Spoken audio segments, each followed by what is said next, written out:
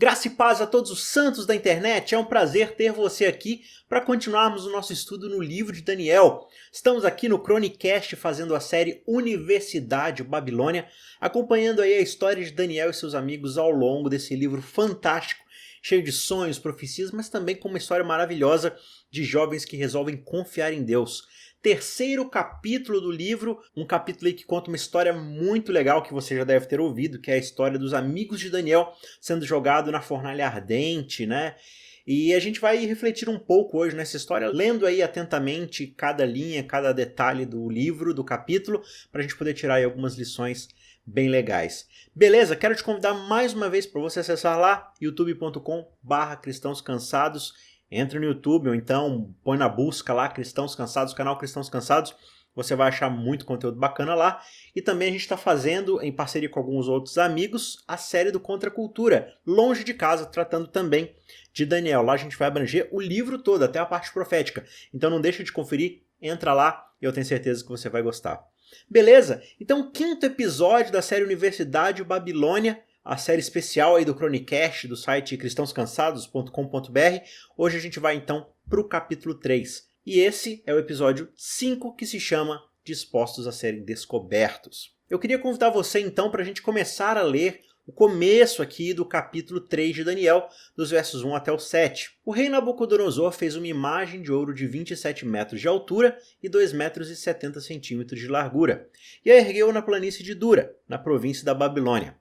Depois convocou os sátrapas, os prefeitos, os governadores, conselheiros, tesoureiros, juízes, magistrados, todas as autoridades provinciais para assistirem à dedicação da imagem que mandara erguer. Assim, todos eles, sátrapas, prefeitos, governadores, conselheiros, tesoureiros, juízes, magistrados, todas as autoridades provinciais, se reuniram para a dedicação da imagem que o rei Nabucodonosor mandara erguer e ficaram de pé diante dela.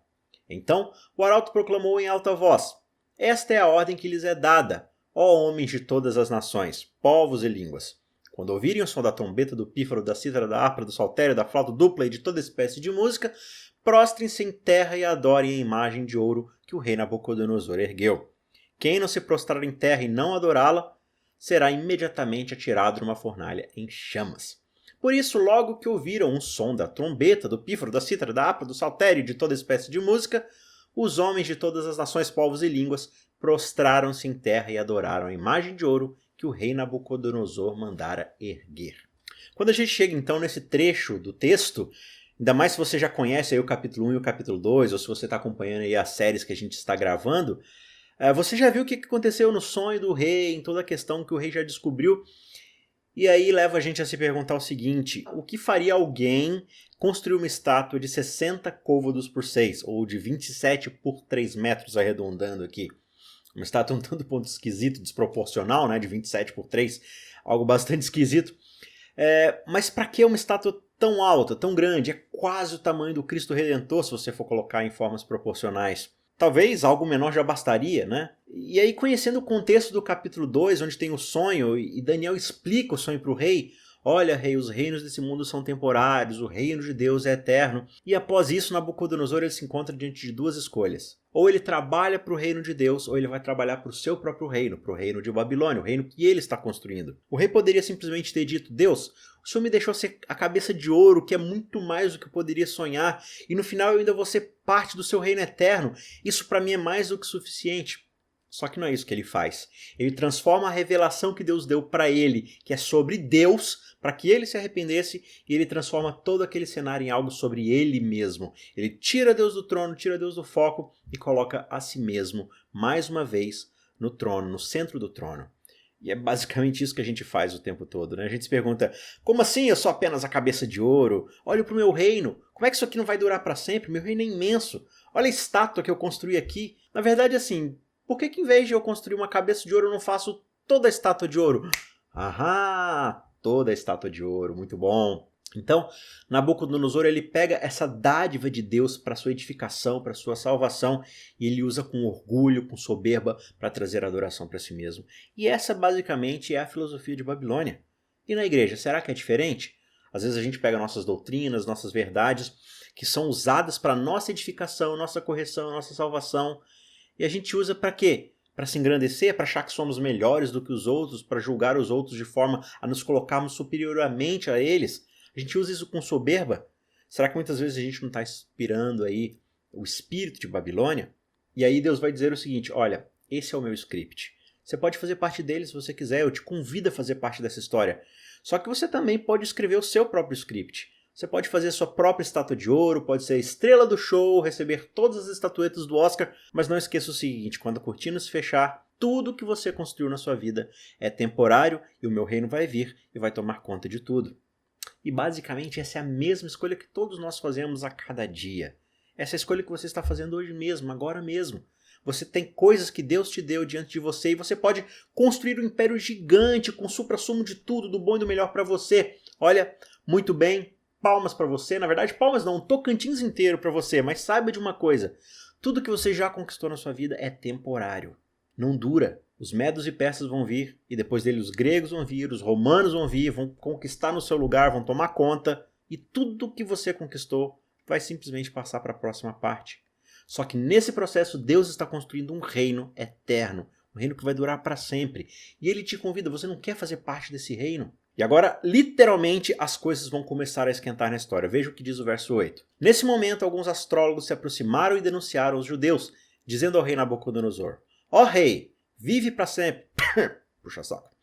Tu emitiste um decreto, ó rei, ordenando que todo que ouvisse o som da trombeta, do pífaro, da cítara, da harpa, do saltério, da flauta dupla, de toda espécie de música, se prostrasse em terra e adorasse a imagem de ouro, e que todo que não se prostrasse em terra e não adorasse seria atirado numa fornalha em chamas. Mas há alguns judeus, rei, que nomeaste para administrar a província da Babilônia. Por falar nisso são Sadraque, Mesaque e Abednego. Eles não te dão ouvidos, ó rei. Não prestam culto aos teus deuses e nem adoram a imagem de ouro que tu mandaste erguer. Eles foram delatados aqui, caguetados literalmente. Não se engane, eles vinham sendo bem observados de perto desde o capítulo 2, inclusive pelos próprios sábios que eles ajudaram a salvar. E não é justamente isso que o mundo de hoje é? Se você se decidir ser separado, ser santo, ser diferente, ser justo, se posicionar ao lado de princípios divinos, de princípios bíblicos, pode ter certeza que de uma forma ou de outra você vai ficar nos holofotes. As pessoas vão perceber. Eu tenho uma pequena história assim que ela não diz muito sobre o meu caráter, né? Na verdade ela diz, mas de forma negativa. Quando eu fazia primeiro ano do ensino médio, um tempinho atrás aí, quando eu ainda tinha cabelo, eu estudava numa escola que não era uma escola cristã, era uma escola assim, né, normal. E várias pessoas ali me conheciam e tudo mais, só que eles percebiam que eu era cristão, de uma forma ou de outra.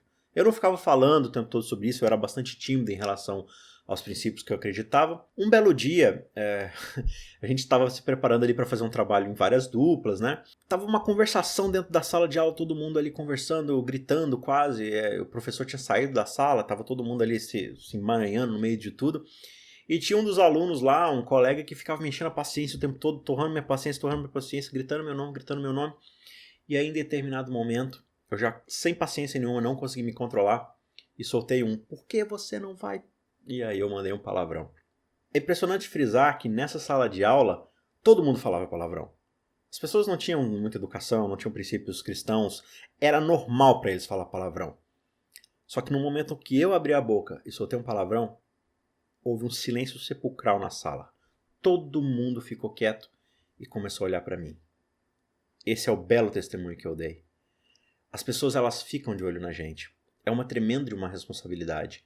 Quando a gente se coloca de pé ao lado de algo que nós professamos ser verdade, as pessoas vão prestar atenção. E aí o que você está fazendo com esse testemunho? Você está direcionando ele para Deus?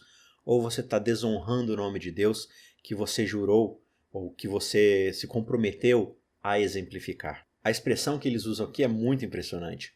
Mas há alguns judeus. Olha, rei, existem pessoas aqui que não acreditam em nossas centenas de deuses. Existem pessoas aqui que acreditam em uma verdade só. E olha, isso é ameaçador à nossa sociedade, ao nosso estilo de vida, à nossa filosofia babilônica. E nós ficamos atrás deles só para observar, rei. Só para ver se eles iriam se curvar. Ah, por falar nisso são Sadraque, Mesaque e Abednego, tá? Posicionamento ao lado do reino de Deus em Babilônia significa perseguição. Significa que você vai ser olhado, atravessado, que você vai ser julgado, que você vai ser afastado e as pessoas invariavelmente vão te cobrar, mesmo aquelas que não professam os seus próprios princípios. E olha, a perseguição muitas vezes ela pode vir de perto, inclusive até de dentro. Até de dentro da sua própria religião. Sabe, o próprio Jesus ele foi traído por um dos seus 12 discípulos, uma das 12 pessoas que ele mais trazia para perto de si. A sua nação mandou para a morte e soltou um criminoso condenado no seu lugar. E seria fácil aqueles jovens saírem dessa situação. Veja, a trombeta poderia ter tocado, todo mundo se ajoelhado, e aí os três também se ajoelhavam e oravam: olha, Senhor, essa estátua estúpida não significa nada para nós. Só o Senhor é Deus. Amém? Todo mundo se levanta? Foi fácil. Até que deu para se livrar. Tudo correu muito bem. Sabe, a gente é treinado pela cultura, pelo nosso instinto pecaminoso de sobrevivência, a parecer o máximo possível que eu puder com o mundo lá fora. Eu sou um especialista em desaparecer no meio da multidão e não fazer diferença para ninguém. Por dentro eu sou um cristão, né? E eu sirvo a Deus. Só que por fora ninguém jamais vai adivinhar que eu sou um cristão. Eu sou apenas um na multidão do meu trabalho, dos meus estudos, apenas um perto da minha família, dos meus amigos, apenas um na vizinhança onde eu moro, no que eu escolho para me entreter, nas minhas decisões, no meu dia a dia. Olha, se você caminhar ao meu lado no dia a dia, você nunca vai descobrir que existe um Deus soberano na minha vida, porque eu aprendi a refinada arte babilônica de ficar em pé por dentro, mas me ajoelhar por fora. E o mundo lá fora ele vai facilitar isso para você. Todos estão fazendo, judeus, outros cativos, outros povos, todo mundo faz. Por que seria diferente com você? Para que se posicionar por uma besteira dessas? Olha, é só o jeito como as coisas são feitas. Existem tantas áreas cinzentas que nós podemos usar como desculpa, racionalizar, ceder um pouco aqui, ceder um pouco ali, e ainda assim tentar parecer um cristão. Mas o que seria racionalização no caso daqueles jovens? Eles poderiam muito bem dizer: olha, Deus não nos deu uma excelente educação, um cargo alto, um reino e bastante reconhecimento apenas para a gente jogar tudo fora agora. Isso não parece ser algo que Deus faria. Deus não ia querer algo assim da gente. É claro que eu não vou adorar essa estátua, é só para disfarçar aqui. É claro que eu adoro a Deus. E aí a música toca, aí eu me abaixo e digo: olha, uma moeda de R$1, quais são as chances aqui no meio? Ah, vou pegar a moeda, já acabou. Ou então: nossa, eu não sabia que minha sandália está desamarrada, acho que eu vou abaixar para amarrar. Ah, desamarrou de novo, esse negócio não para quieto. Tudo bem não querer parecer esquisito, mas não deixa o mundo ditar a forma como você vive, de se misturar no meio da multidão, de tomar a forma de Babilônia.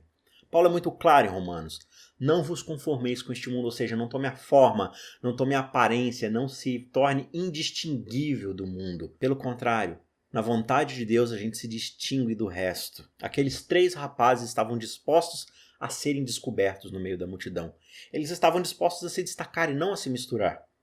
Nós podemos estar no seu reino, eles diziam, mas nós não pertencemos a ele, nós temos um Deus maior e ele é o único digno de que nós dobremos os nossos joelhos diante dele. E esse é o padrão que orienta a nossa vida, a glória do nome dele. Agora uma outra pergunta aqui para a nossa reflexão. Qual é o ídolo que te faz se ajoelhar e adorar? Qual é o ídolo por quem você se prostra e oferece toda a sua volição, toda a sua vontade, toda a sua adoração? Para Nabucodonosor, o seu grande ídolo de verdade é a imagem que ele passa de autoridade, de poder. Eu sou a estátua inteira de ouro, não apenas a cabeça. Para Nabucodonosor é fácil distinguir. Mas e quanto a você? E quanto a mim? Qual é o meu ídolo? Qual é a coisa com que faça com que eu abra mão de todos os meus princípios para conquistar aquela uma coisa que vai me fazer feliz, realizado, que vai dar sentido e identidade à minha vida? Será que é o sucesso? Que limites éticos eu estou disposto a ignorar para conseguir aquela promoção, aquele emprego, aquele cargo? Quais princípios eu vou comprometer para conquistar aquela vaga de emprego? Será que meu ídolo são os meus relacionamentos? Que linha eu estou disposto a cruzar dentro da pureza, da minha castidade? Que propostas indecentes eu estou disposto a aceitar para manter o relacionamento com meu parceiro, com minha parceira, às vezes dentro de um relacionamento ilícito? Ídolos são diversos itens. São situações, são pessoas, são posições, qualquer coisa que eu coloque acima do meu compromisso de ficar em pé ao lado de Deus. Ídolos possuem várias formas, vários tamanhos.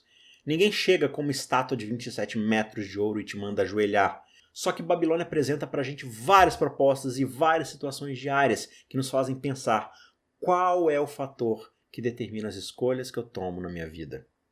Para aqueles 3 judeus, acima de carreira, família, prosperidade, acima da própria existência, estava o testemunho de que o fator decisivo na vida deles era o Deus Supremo dos altos céus. Era a ele que eles deviam a sua vida, a sua volição, suas vontades, seus desejos, seus sonhos. Tudo estava baseado nele. Era em Deus. Era na glória do nome de Deus de onde eles tiravam a sua identidade. Olha, meu querido ouvinte, nós somos um povo que precisa dizer: se eu sou um cristão, eu preciso mostrar ao mundo que eu dei a Deus o volante da minha vida e é Ele quem toma as grandes decisões. E antes de aceitar aquele emprego, um aumento, um aplauso, um elogio, antes de um clique num banner pornográfico da internet, de manter ou entrar num relacionamento que está passando dos limites, é a Ele que eu sirvo. É Ele quem detém a soberania da minha vida. E não é nessa situação comprometedora que eu irei tomar o volante de volta e passar a tomar as decisões. Não dá para se ajoelhar por fora e se enganar por dentro. Agora vamos aqui para o verso 13. Rei vive para sempre, tem uns caras aí de pé, blá blá blá blá blá, versos 13 a 18. Furioso, Nabucodonosor mandou chamar Sadraque, Mesaque e Abidnego. E assim que eles foram conduzidos à presença do rei, Nabucodonosor lhes disse: é verdade, Sadraque, Mesaque e Abidnego, que vocês não prestam culto aos meus deuses, nem adoram a imagem de ouro que mandei erguer?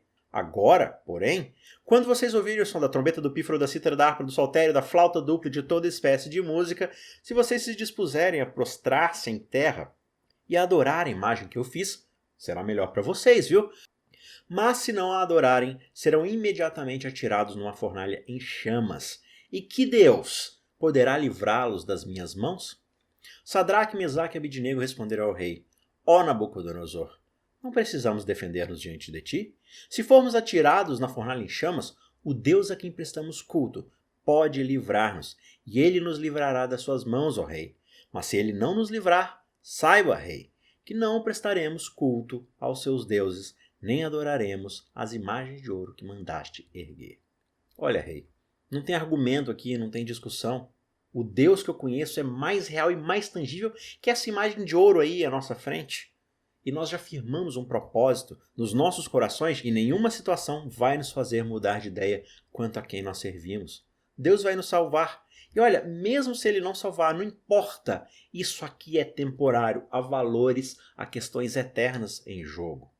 Olha, não dá pra gente ser cristão só nos momentos fáceis da vida.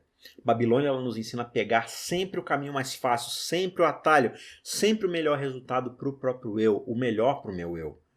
Nós esquecemos que a gente foge das consequências passageiras, né? Ou então a gente garante apenas resultados e vantagens passageiras, mas a gente abre mão de resultados e consequências eternas.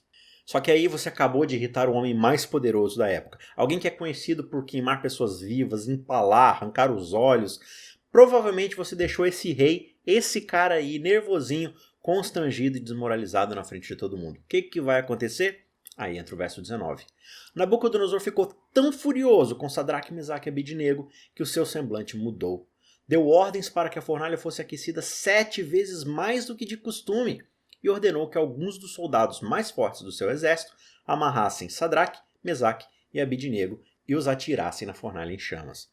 E os 3 homens, vestidos com seus mantos, calções, turbantes e outras roupas, foram amarrados e atirados na fornalha extraordinariamente quente. A ordem do rei era tão urgente e a fornalha estava tão quente que as chamas mataram os soldados que levaram Sadraque, Mesaque e Abidnego, os quais caíram amarrados dentro da fornalha em chamas. E aí nesse momento a multidão tá tipo: esquece essa estátua aí, aqueles caras ali, aqueles manos estão prestes a virar churrasco. Só que aí a expectativa não se transformou em realidade. O verso 24 diz: mas logo depois o rei Nabucodonosor, alarmado, levantou-se e perguntou aos seus conselheiros: não foram 3 homens amarrados que nós atiramos no fogo? Eles responderam: sim, rei. E o rei exclamou: mas olhem, eu estou vendo 4 homens desamarrados e ilesos, andando pelo fogo, e o quarto se parece com o filho dos deuses. Então Nabucodonosor aproximou-se da entrada da fornalha em chamas e gritou: Sadraque, Mesaque e Abidnego, servos do Deus Altíssimo, saiam, venham aqui. E Sadraque, Mesaque e Abidnego saíram do fogo. Eu acho fantástico aqui a forma como o rei se refere àqueles jovens. E aí eu não posso deixar de perguntar: como é que as pessoas se referem a você? Como é que elas se referem a mim? Como é que elas me chamam por aí? Aquele cara famoso? Aquele estudante nota 10? Aquele meu vizinho desconhecido? Ou aquela mulher viciada em trabalho? Ou pior, aquele crentão lá que se acha mais santo que os outros? Aquele cara hipócrita lá que vai à igreja, mas que trata todo mundo de mal? como você é conhecido lá fora? Eu lembro que uma vez eu estava lendo uma dessas entrevistas da Veja nas páginas amarelas, e eles estavam entrevistando aquele saudoso político Enéas Carneiro, né? E ele era um cara barbudo e careca, né? E aí a pessoa perguntou, o entrevistador perguntou, por que você deixou a sua barba crescer tanto assim, né? As pessoas ficam te chamando de barbudo e tudo mais. Ele falou assim, olha, quando eu não tinha barba, as pessoas se referiam a mim como aquele cara careca. E agora elas se referem a mim como aquele cara barbudo. Então eu acho que eu tô no lucro aqui. Então é mais ou menos isso. Qual é o traço de caráter? Qual é a questão de personalidade? Qual é a ação? Qual é a forma de tratamento? O que na minha vida indica a quem eu sirvo? Quais são as referências que as pessoas usam para me chamar? Será que é algo associado a mim? Ou será que é algo associado ao Deus a quem eu sirvo? Após o testemunho de fidelidade e livramento, como o rei passou a chamar aqueles rapazes? Não foi mais de judeus ou de religiosos fanáticos, não foi de escravos ou de forasteiros. Eles não eram mais alguns judeus aí, segundo aqueles astrólogos caguetas. Como o rei passou a chamá-los? Olha aqui de novo no verso 26. Então, Nabucodonosor aproximou-se da entrada da fornalha em chamas e gritou: Sadraque, Mesaque e Abidnego, servos do Deus Altíssimo, saiam, venham aqui. E Sadraque, Mesaque e Abidnego saíram do fogo. Sadraque, Mesaque e Abidnego tinham a oportunidade de reclamar e lamentar, de falar assim, rei, veja, por que o senhor tratou a gente aqui? Só que eles também tinham a oportunidade de exaltar o nome e o poder de Deus. E adivinha qual foi a escolha deles? Verso 27. Os sátrapas, os prefeitos, os governadores, os conselheiros do rei se ajuntaram em torno deles e comprovaram que o fogo não tinha ferido o corpo deles.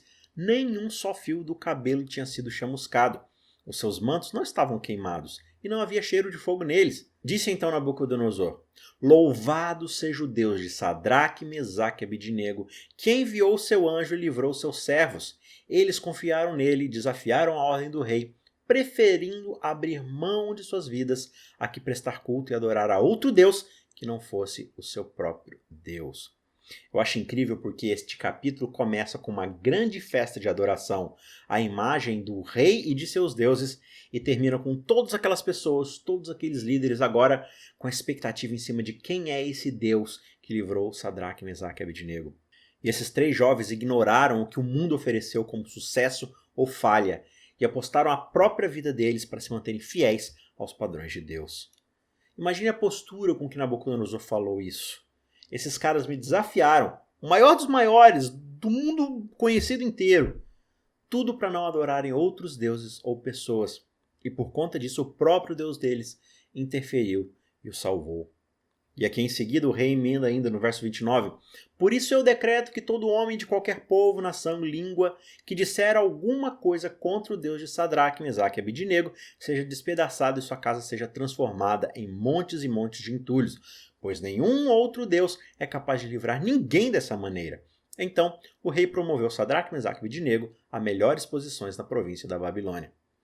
Agora resta falar um disclaimer aqui no meio dessa história, porque muitas vezes as pessoas vão fazer aplicações indevidas que a Bíblia não está se propondo a dar. Sabe, ser cristão, aceitar a Deus, assumir um compromisso de fé com Deus, não é um anel mágico que você ganha para colocar no seu dedo e te transforma em alguém com superpoderes que é completamente anti-chamas, que é completamente anti-dor, anti-sofrimento, anti-perseguição, anti-dificuldade na vida. Você não se torna imortal e nem tampouco ganha algum tipo de garantia de que sua vida vai melhorar daqui para frente.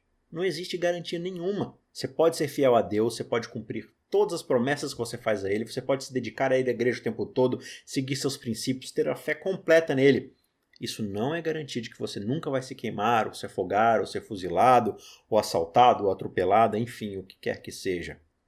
Essa situação de Sadraque, Mesaque e Abednego é algo excepcional. Quantos cristãos nós sabemos que, ao serem submetidos à mesma situação, sucumbiram nas chamas, nas águas, no fogo, no frio, na forca, na bala, na faca, na espada? Essa não é uma história do tipo, uau, quer dizer então que se eu confiar em Deus eu vou ser rico, vou ser promovido, vou ser bem-sucedido? Não. Essa é uma história sobre ficar de pé por Deus, não importa o que aconteça. Não há nada de errado com querer um bom emprego, lutar para ter um bom diploma, bens materiais. Só que quando eles se tornam a grande prerrogativa que controla cada aspecto da minha vida, quando a agenda me faz colocar de lado o reino eterno e priorizar o aqui, o agora, então eu perco de vista o propósito do meu chamado, que é de avançar esse reino, que é de glorificar o nome de Deus. E lembre-se, qualquer coisa que não fazemos em nome do reino de Deus é algo simplesmente temporário. O cristianismo é um chamado para se revelar e não para se esconder. É um convite para ser separado e não para se camuflar no meio de todo mundo, no meio da multidão. Ah, mas e se houver perseguição e insulto? Olha o que Jesus disse lá em Mateus 5, 11 a 16. Bem-aventurados serão vocês quando por minha causa os insultarem, perseguirem e levantarem todo tipo de calúnia contra vocês. Alegrem-se e regozijem-se, porque grande é a recompensa de vocês nos céus, pois da mesma forma perseguiram os profetas que vieram antes de vocês. Vocês são sal da terra, mas se o sal perder o seu sabor, como restaurá-lo? Não serve para nada exceto para ser jogado fora e ser pisado pelos homens. Vocês são a luz do mundo. Não se pode esconder uma cidade construída sobre um monte. E também, ninguém acende uma candeia e a coloca debaixo de uma vasilha. Pelo contrário, coloca no lugar apropriado e assim ilumina todos os que estão na casa. Dessa forma, brilha a luz de vocês diante dos homens, para que vejam as suas boas obras e glorifiquem ao Pai de vocês, que está nos céus.